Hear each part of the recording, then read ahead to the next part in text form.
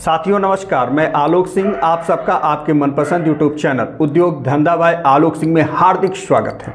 आप सबको उद्यमिता विकास की पूरी श्रृंखला लेकर आ रहा हूं, जिससे हमारे उद्यमी बेहतर तरीके से उद्यम का संचालन कर आत्मनिर्भर बन सके। इस श्रृंखला में 2 कड़ी बताई गई है। आप अगर 2 कड़ियों को नहीं देखे हैं तो जरूर देख लें। आज उद्यमिता विकास कार्यक्रम की तीसरी कड़ी है। तीसरी कड़ी में हम बताएंगे कि उद्यमिता के प्रकार क्या हैं। लेकिन अगर आपने चैनल को सब्सक्राइब नहीं किया है तो चैनल को तत्काल सब्सक्राइब कर लें और नोटिफिकेशन प्राप्त करने के लिए बेल आइकन को प्रेस कर लें। तो चलिए विस्तार से जानकारी लेते हैं और सफल उद्यमी बनते हैं।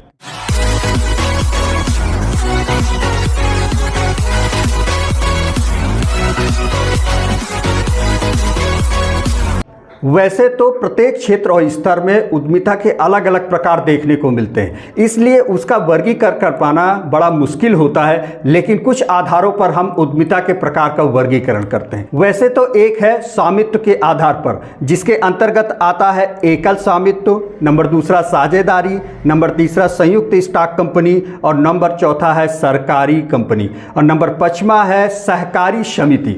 दूसरे अगर हम बात करें उद्यमिता के प्रकार की, नंबर दूसरा है विकास के आधार पर, नंबर तीसरा है स्थापना के आधार पर, नंबर चौथा है साहसिकता के आधार पर और नंबर 5वां है नेतृत्व के आधार पर। इसका हम विस्तार से जानकारी लेते हैं कि आखिर ये जो आधार बनाए गए हैं वो किस आधार पर बनाए गए हैं। इसका विस्तार से हम वर्णन करते हैं। अब बात करते हैं स्वामित्व के आधार पर। स्वामित्व के आधार के अंतर्गत नंबर 1 आता है एकल स्वामित्व। एकल स्वामित्व के मतलब से यह सिद्ध होता है कि इसमें एक ही व्यक्ति का अधिकार होता है, एक ही व्यक्ति मालिक होता है, वही पूंजी लगाता है, वही व्यक्ति जोखिम लेता है, सारे निर्णय उद्यम से संबंधित वही व्यक्ति करता है, सारी प्लानिंग करता है। इसलिए उसी व्यक्ति द्वारा सारे प्रॉफिट भी लिए जाते हैं और अगर नुकसान भी होता है तो वही व्यक्ति कहीं ना कहीं अपने नुकसान की भरपाई करता है। इसलिए इसको बोला जाता है एकल स्वामित्व। नंबर दूसरा है साझेदारी। साझेदारी सबसे स्पष्ट है कि ये एक पार्टनरशिप फर्म होती है, मतलब साथ में मिलकर कार्य करना। इसमें 2 या 2 से अधिक व्यक्ति हो सकते हैं जो साथ में काम करते हैं। प्रॉफिट और लॉस का अनुपात, जिस अनुपात में शेयर लगाया जाता है, जिस अनुपात में अपनी पूंजी लगाते हैं, उसी अनुपात में अपनी हिस्सेदारी भी तय कर उस प्रॉफिट को आपस में बांटते हैं, हानि को भी आपस में बांटते हैं। उदाहरण स्वरूप अगर मैं कहूं कि रवि नाम के व्यक्ति जो है तो राइस मिल लगाने का पूरा प्लान करते हैं, बाजार का सर्वेक्षण कर लेते हैं, प्रोजेक्ट रिपोर्ट बना लेते हैं, लेकिन उनको ये लगता है कि अब पूंजी मेरे पास इतनी नहीं है राइस मिल लगाने के लिए, तो क्या करें। तो रवि ने अपने दोस्त से बात किया कि यार मैं राइस मिल लगाना चाह रहा हूं, तो क्या करें। तो दोस्त बोलते हैं कि चलिए हम पूंजी लगा देते हैं। एक दोस्त और रवि को मिल जाते हैं जो कहते हैं कि हम सारे मार्केटिंग के कार्य को कर लेंगे, उनको भी उन्होंने पार्टनर बना लिया। एक दोस्त जो राइस मिल का अच्छा अनुभव करते हैं, कहीं पर वो अनुभवी थे, वो कार्य कर रहे थे, तो वो भी उनके पार्टनर। ऐसे करके रवि के कुल 4 पार्टनर हो जाते हैं। चारों मिलकर राइस मिल का संचालन करते हैं और जो प्रॉफिट होता है वो आपस में तय अनुबंध के अनुसार आपस में बांट लेते हैं। तो इस तरह की प्रक्रिया क्या कहलाएगी? साझेदारी की प्रक्रिया।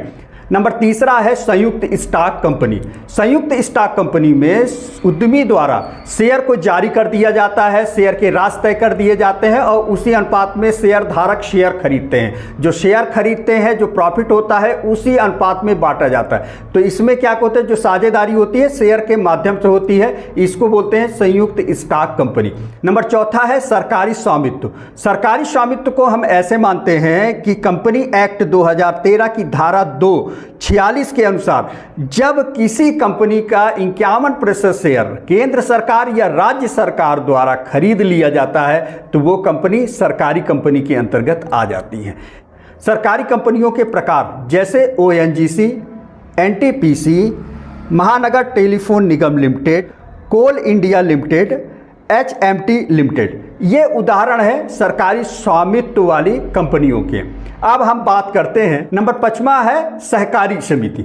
सहकारी शब्द से उल्लेख हो रहा है, सहकारी मतलब साथ में मिलकर कार्य करने वाली समिति। ये ऐसे लोग होते हैं जो अपने रिसोर्स के आधार पर साथ में काम करते हैं, आर्थिक स्थिति इनकी समान होती है और जो प्रॉफिट होता है, जो ये कार्य करते हैं, जो हिस्सेदारी मिलती है, जो प्रॉफिट होता है, ये आपस में बराबर बराबर बांट लेते हैं। हालांकि मैं उद्योग धंधा चैनल के माध्यम से स्वामित्व के आधार पर जैसे एकल स्वामित्व, साझेदारी, संयुक्त स्टॉक कंपनी, सरकारी कंपनी और सहकारी समिति, SHG, FPO, इस पर पूरा विस्तृत जानकारी देने वाला हूं। अलग अलग मैं वीडियो बनाने वाला हूं ताकि आप अच्छे तरीके से समझकर अच्छे से निर्माण कर सकें। आपकी इच्छा होगी तो आप एकल बना लेंगे, साझेदारी बना लेंगे, अपनी सुविधा अनुसार आप बनाकर कार्य कर सकते हैं। तो कैसे बनाना है, क्या प्रक्रिया है, इस पर एक विस्तृत वीडियो मैं इस पर उद्योग धंधा चैनल के माध्यम से आपको दूंगा।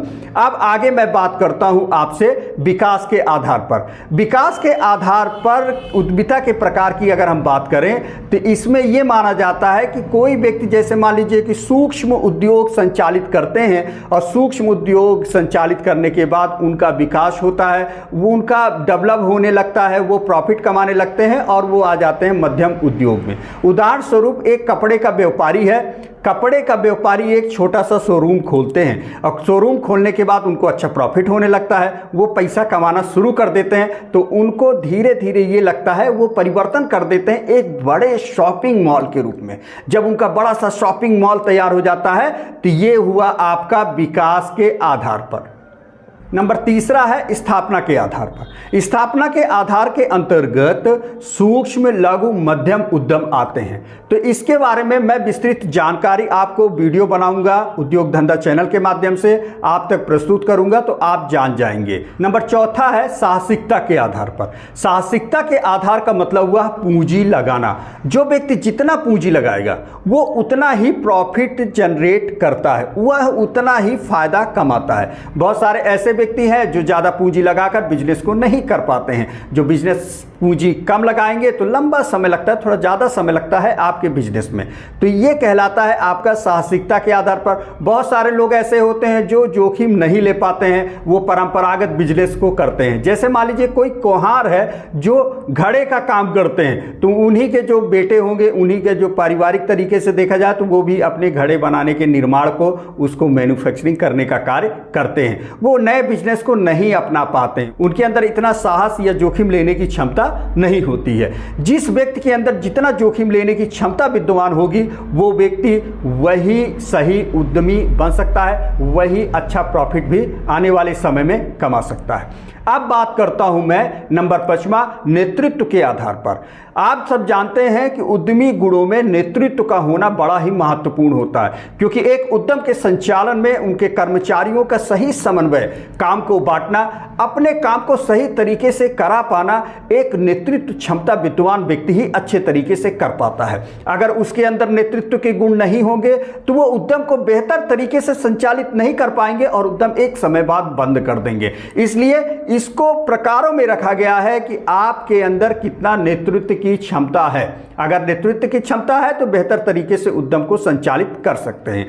तो साथियों, आज मैंने उद्यमिता के प्रकार के बारे में चर्चा किया, जिसमें हमने पहले बात किया है स्वामित्व के आधार पर, नंबर दूसरा हमने आपसे बात किया विकास के आधार पर, नंबर तीसरा हमने आपसे बात किया स्थापना के आधार पर, चौथा आपसे बात किया हमने साहसिकता के आधार पर, और नंबर 5वां है नेतृत्व के आधार पर। आशा करता हूं कि आपको दी हुई जानकारी अच्छी लग रही होगी। अच्छी लग रही हो तो चैनल को लाइक करें, सब्सक्राइब करें, दोस्तों तक भी शेयर करें। चौथी कड़ी जो आ रही है वो शीघ्र आप तक आ रही है, थोड़ा इंतजार करिए। धन्यवाद।